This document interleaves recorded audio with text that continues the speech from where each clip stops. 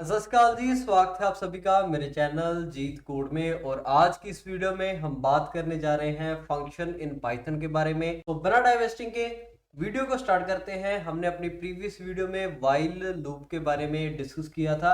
आज की इस वीडियो में हम बात करेंगे फंक्शन के बारे में। फंक्शन क्या होता है, फंक्शन को कैसे हम अपने पाइथन प्रोग्राम में इंप्लीमेंट कर सकते हैं, इन सभी फैक्टर्स के बारे में आज की इस वीडियो में बात करते हैं। सो बिना टाइम वेस्टिंग के वीडियो को स्टार्ट करते हैं। अब सबसे पहले डिस्कस करते हैं कि फंक्शन क्या है। Function basically group of statements हैं जो कि एक स्पेसिफिक टास्क को परफॉर्म करती हैं। अब जैसे कि एक एग्जांपल लेते हैं, हमें अपने प्रोग्राम में कम से कम 3-4 बार दो नंबर्स का सम करवाना है। अब एक तो अप्रोच ये है कि हम जब जब सम को करवाना है तब तब ही हम दो सबसे पहले वेरिएबल बनाएं, फिर थर्ड वेरिएबल में उसका सम स्टोर करवाएं और फिर उस वेरिएबल को हम प्रिंट करवाएं। ऐसे ही हम 3-3 वेरिएबल लेकर 10 बार अपने प्रोग्राम में सेम ही कोड को राइट करेंगे। बट ये जो अप्रोच है ये बहुत ही गलत अप्रोच है। ये एक जो ऑप्टिमाइज अप्रोच नहीं है। अब ऑप्टिमाइज अप्रोच क्या है? ऑप्टिमाइज अप्रोच है आप एक फंक्शन बना दीजिए जो कि दो नंबर्स का सम करवाता है। अब हमें जब भी दो नंबर्स को सम करवाना होगा तो हम सिंपली उस फंक्शन को कॉल कर देंगे और हमारा जो सम है वो कैलकुलेट होकर आ जाएगा। अब सेम ही एग्जांपल को हम इंप्लीमेंट करते हैं अपने प्रोग्राम में और समझते हैं कि हम अपने फंक्शन को कैसे पाइथन प्रोग्रामिंग लैंग्वेज के प्रोग्राम में इंप्लीमेंट कर सकते हैं। अब फंक्शन को बनाने के लिए हमारे पास एक कीवर्ड आता है जो है डेफ कीवर्ड। अब फंक्शन को बनाने के लिए पाइथन प्रोग्रामिंग लैंग्वेज में डेफ कीवर्ड को यूज किया जाता है।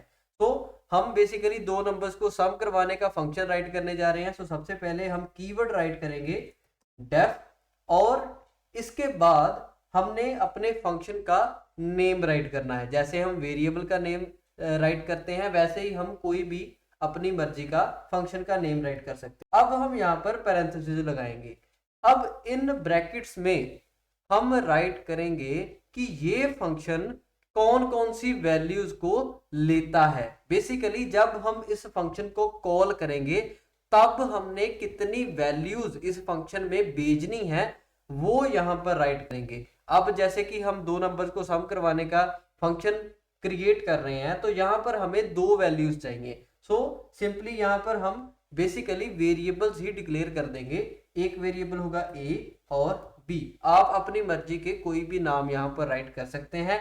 जितने भी वेरिएबल आपको चाहिए वो आपने इन पैरेंथेसिस में राइट करने हैं। बेसिकली इन पैरेंथेसिस में राइट करने का मतलब ये है कि जब हम इस फंक्शन को कॉल करेंगे तो ये जो हमने वैल्यूज यहाँ पर राइट की हैं इन वेरिएबल्स की वैल्यू हमें देनी पड़ेगी। अब इसको हम जब फंक्शन पूरा राइट कर लेंगे और जब फंक्शन को कॉल करेंगे तब आपको और भी ज्यादा इसके बारे में क्लैरिटी हो जाएगी। पाइथन प्रोग्रामिंग लैंग्वेज में इन वेरिएबल्स को हम पैरामीटर्स कहते हैं। अब पैरेंथेसिस में पैरामीटर्स को राइट करने के बाद हमने यहाँ पर कॉलन लगा देना है। ये सिंटेक्स है फंक्शन को डिफाइन करने का। अब जब जहां पर हम कॉलन लगाएंगे और एंटर करेंगे तो आप यहां पर देख सकते हैं कि खुद ही हमारे VS कोड ने इंडेंटेशन दे दी है। अब इसका मतलब ये है कि अब हम यहाँ पर जो भी लाइनें राइट करेंगे वो बेसिकली ब्लॉक होगी किसकी? इस सम फंक्शन की। मींस कि जब हम सम फंक्शन को कॉल करेंगे तो इस इंडेंटेशन के बाद में जो भी लाइनें राइट की गई हैं वो एग्जीक्यूट होगी। अब हमने सिंपली दो नंबर्स का सम करवाना है और दो नंबर्स हमारे पास यहाँ पर A और B में प्रेजेंट है। अब अगर हम चाहते हैं कि ये जो फंक्शन यहाँ पर ही प्रिंट ना करवाए सम को, हमें कोई वैल्यू रिटर्न कर दे, सम की वैल्यू रिटर्न कर दे, तो वैल्यू को रिटर्न करवाने के लिए हम राइट करते हैं कीवर्ड रिटर्न। अब ये क्या रिटर्न करेगा? ये रिटर्न करेगा a plus B. Basically a और b के सम को रिटर्न कर देगा हमारा ये जो सम नाम का फंक्शन है। अब यहाँ पर ये हमने एक सम नाम का फंक्शन डिफाइन कर लिया है जो कि दो नंबर्स का सम करवाता है। अब यहां तक हमने सिंपली फंक्शन को ही डिफाइन किया है, लेकिन जब तक हम फंक्शन को कॉल नहीं करेंगे तब तक हमारे फंक्शन को राइट करने का कोई भी फायदा नहीं है। अब हम देखते हैं कि एक फंक्शन को कैसे कॉल कर सकते हैं। तो फंक्शन को कॉल करने के लिए हम इस इंडेंटेशन को हटा देंगे, क्योंकि अब हम फंक्शन की स्टेटमेंट्स को नहीं लिखने जा रहे, अब हम राइट करने जा रहे हैं कि कैसे हम अपने फंक्शन को कॉल करते हैं। सो फंक्शन को कॉल करने के लिए सिंपल सा सिंटेक्स है। सबसे पहले हम फंक्शन का नेम लिखेंगे और इसके बाद हम पैरेंथेसिस लगाएंगे, और यहाँ पर आप देख सकते हैं कि हमारे VS कोड ने ही हमें बता दिया है कि ये जो फंक्शन है ये दो पैरामीटर्स लेता है, एक तो a की वैल्यू लेता है और एक b की वैल्यू लेता है।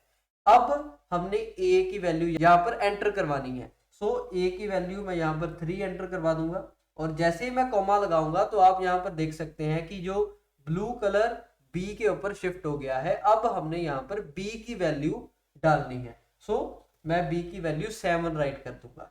अब अगर तो यहां पर हमने रिटर्न कीवर्ड नहीं लगाया होता और यहां पर हमने सिंपली राइट किया होता प्रिंट a प्लस बी, तो कोई भी प्रॉब्लम नहीं थी। लेकिन ये जो फंक्शन है ये रिटर्न करवा रहा है a प्लस बी को, मींस कि अब इन a प्लस बी की वैल्यूज को रिटर्न करवा रहा है ये जो सम फंक्शन है। अब जो a प्लस बी की वैल्यू है उसे हमने किसी वेरिएबल में भी स्टोर करवाना है, क्योंकि वो हमारा जो फंक्शन है वो वहां पर प्रिंट नहीं करवा रहा, वो वैल्यू को रिटर्न करवा रहा है। सो अब यहां पर हम एक वेरिएबल राइट कर देंगे c is equal to some 3,7। सो ये जो a की वैल्यू है ये यहाँ पर 3 आ जाएगी और जो b की वैल्यू है वो 7 आ जाएगी। और जैसे ही यहाँ पर a की और b की वैल्यू आएगी तो ये जो रिटर्न स्टेटमेंट है ये क्या करेगी, a और b की वैल्यू को प्लस करके जहां पर इस फंक्शन को कॉल किया गया है वहां पे उस वैल्यू को रिटर्न कर देगी। और जब भी वैल्यू आएगी तो वो जो वैल्यू आई है वो इस c वेरिएबल में स्टोर हो जाएगी और ऐसे हमारा फंक्शन कॉल होगा। सो अब हमारी जो सम की वैल्यू है वो इस c वेरिएबल में आ चुकी है। हमने सिंपली इस c वेरिएबल को प्रिंट करवा देना है। सो यहाँ पर हम सिंपली राइट करेंगे दी सम इज, और यहाँ पर हम कॉमा लगाकर सम की वैल्यू हमें c वेरिएबल में रिटर्न हुई है। सो यहाँ पर हम c वेरिएबल राइट कर देंगे, और ये हमने एक दो नंबर्स को सम करवाने का फंक्शन राइट किया और उसको कॉल किया और एट द एंड सम की वैल्यू को प्रिंट भी करवा दिया। अब इस प्रोग्राम को एग्जीक्यूट करके देखते हैं। तो यहां पर आप देख सकते हैं द सम इज 10, हमने 3 और 7 यहां पर पास की वैल्यूज और हमें रिजल्ट यहां पर प्रिंट हो चुका है। अब यहां पर मैंने स्टैटिक वैल्यूज दी हैं, आप चाहे तो आप यूजर से इनपुट करवाकर उन वैल्यूज को भी यहां पर एंटर करवा सकते हैं, पास करवा सकते हैं। उसके बारे में भी जरा डिस्कस कर लेते हैं। तो यहां पर मैं सबसे पहले वैल्यू एंटर करवाऊंगा यूजर से। सो सबसे पहले मैं यहां पर लिखूंगा first val is equal to eval input enter the value of A